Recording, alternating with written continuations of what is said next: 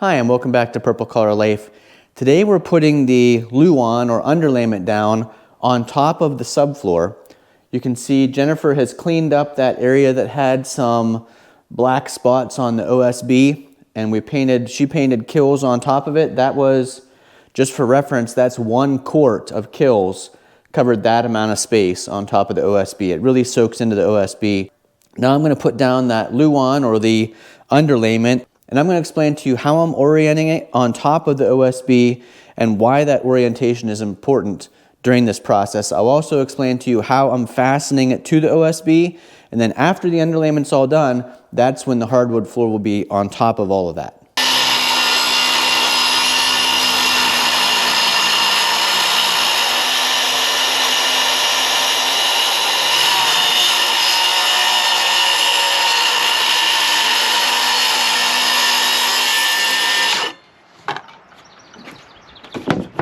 So I did a lot of research on what the orientation of the underlayment should be.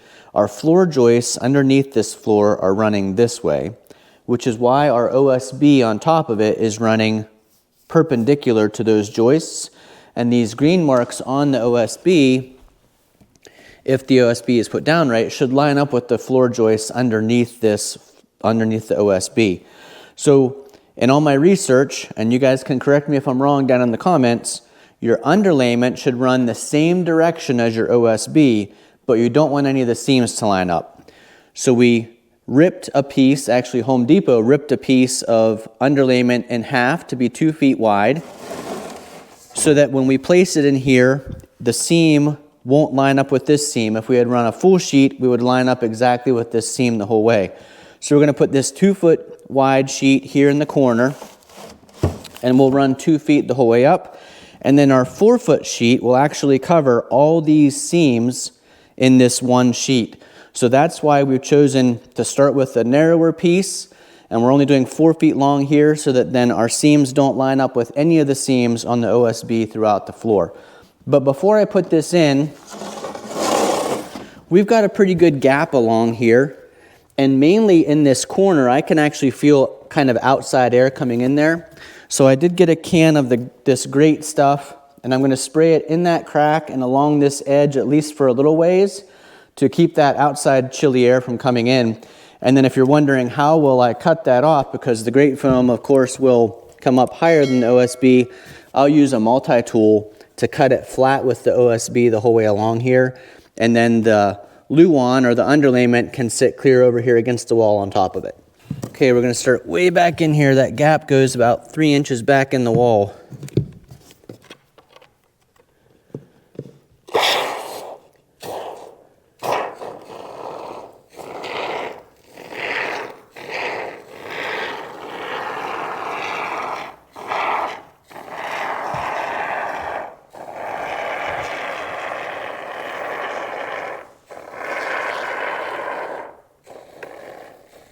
So as this expands up, it's going to become higher than the OSB. The multi-tool, once it's cured, will cut that right off.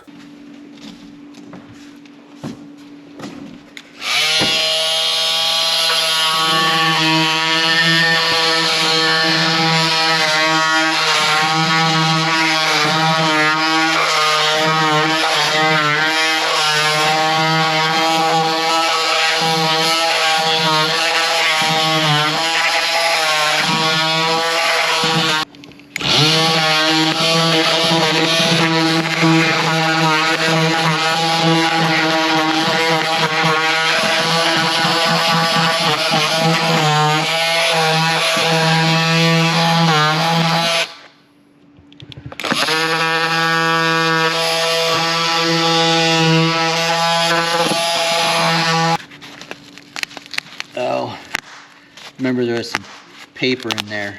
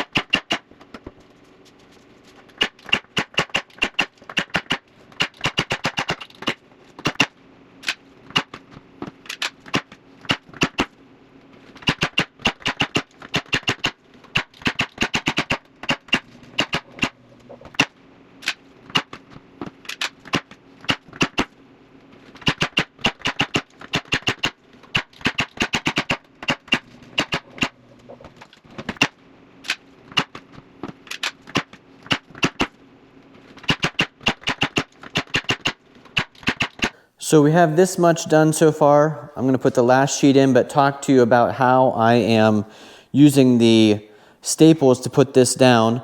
Whenever you put the lauan or underlayment down on top of your OSB, you want to use crown staples. And here's an example of what we're putting in. These are 18 gauge, 1 inch Porter and Cable crown staples. They look like this. Now I had been using the 7/8, but Home Depot ran out of the 7/8, so I have to use 1 inch. It's just an eighth longer, so not a big deal. But I did notice that I had to change the settings on my staple gun. So I'm using this 18-volt Ridgid Brushless clean drive gun. Previously, when putting this down, I have used a pneumatic staple gun, and they work good too. This is just a lot easier because you're not having the air compressor running all the time. And what happens sometimes with the pneumatic guns is as the pressure drops, the staples don't go in quite as far. Now I have had some instances like when I switched from the 7/8 to the 1 inch staples, some of them didn't go the whole way in, so then you do end up tapping them with the hammer. Now I will say what we're putting down is 3/4 inch hardwood flooring. If I were putting down something like laminate or even some type of vinyl flooring, I would be much more concerned with some of these ones that didn't drive in the whole way, and I've actually tapped them down with the hammer. You can actually see the hammer mark here, and when you put some of the thinner vinyls on top of this, you may see that hammer mark translate even through the vinyl. You may also see these seams aren't perfect because our room isn't perfectly square. But since for our project, we're putting hardwood flooring down, that we don't have to be as particular about that as if we were putting some type of vinyl flooring down on top of this underlayment. Now the system I've been using, and I've read different things about how to attach this to your OSB. Again, we ran it parallel with the OSB, which is perpendicular to the floor joist underneath us. And I've been doing just about every 2 inches on the edges and roughly every 3 or 4 inches on the field section of each board. So you can see on the full sheets here, I've done just about every 2 to 3 inches here on the edge. And then once you get to the center, I'm further apart, probably 4 inches apart here, because we don't need to be as close once you're into the field of the board. So we've got one more to put in. I'm going to show you how I'm putting these in, putting the staples through the lauan or underlayment. Again, this is the Ridgid 18 volt, and I'll put Amazon affiliate links to this staple driver, the battery, those Porter cable staples, and these knee pads, which are a huge benefit. These are gel-filled knee pads, so when you're putting thousands of staples in, we've already gone through more than a box of staples, so more than 1,000 staples just in this area. When you're putting that many in and you're on your hands and knees constantly and driving these in, the knee pads really help, so I highly recommend check those Amazon affiliate links down below. Now I'm putting these with the staples going against the grain for a better grip. So the grain is running this way and I'm putting the staples in this way.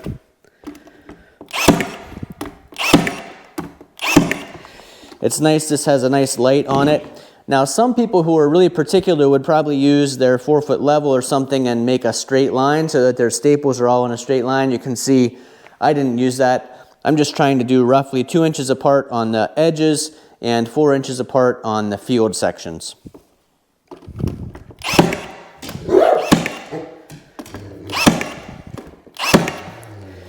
And I've attached the corner here and working my way across, but then I'll do a row down in the field. So if there is any air or anything underneath it, I'm kind of pushing it out towards the far corner. So I'm not just like stapling the whole way around the perimeter and then doing the center. I'm working whatever's underneath there, whether it's air or a little bit of uneven terrain, I'm working it all towards one corner. So I've got to here stapled and up there stapled. So now I'm going to do my first row right here. I want to be about 4 inches in and about 4 inches up. And then I'm just going to try to do about every 4 to 6 inches.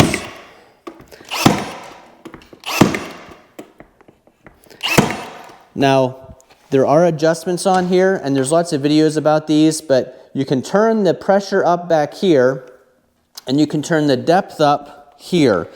Now what happens sometimes is like this one, maybe I wasn't holding it down the whole way, but this one didn't drive the whole way in.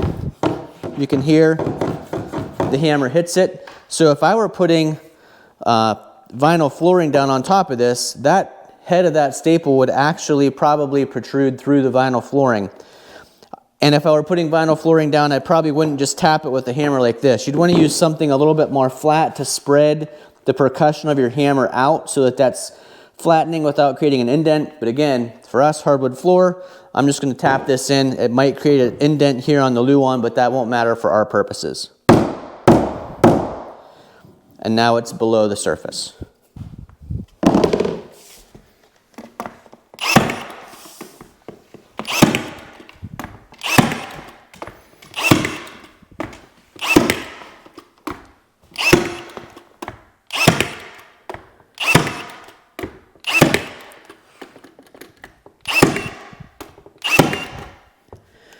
Then again, I'm going to work my way back down from the bottom up so that I'm constantly pushing that way. 4 inches in, 4 inches up.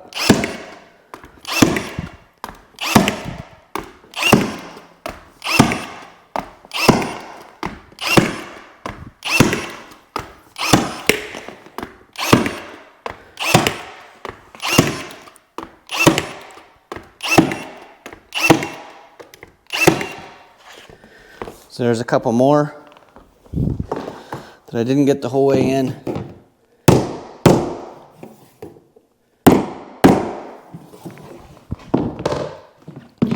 And you can feel for them. So that one's up a little bit.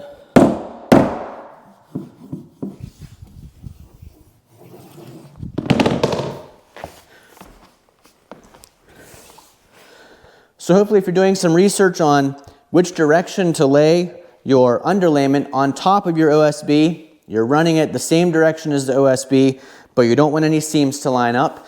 So we ran a half sheet so that our seams wouldn't line up at the 4-foot section, and then we've been running full sheets and half sheets left to right across the room so that our seams aren't lining up as we carry up the space here. Now I've been traveling a lot for work, but I wanted to get this section down because the hardwood comes a couple weeks before it gets installed so that it can acclimate to our location.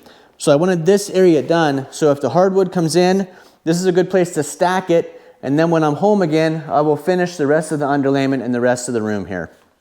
But this was at least necessary to get it done so there's somewhere to stack that hardwood when it comes to acclimate. Thanks for watching. If you have other questions, again, I'm no expert when it comes to this, but I did a lot of research on the best way to do this for our project, so hopefully this helped you out. If you have other tips, leave those comments down below. If I did something wrong, leave those comments down below so that other people can read through the comments and see what ways you suggest.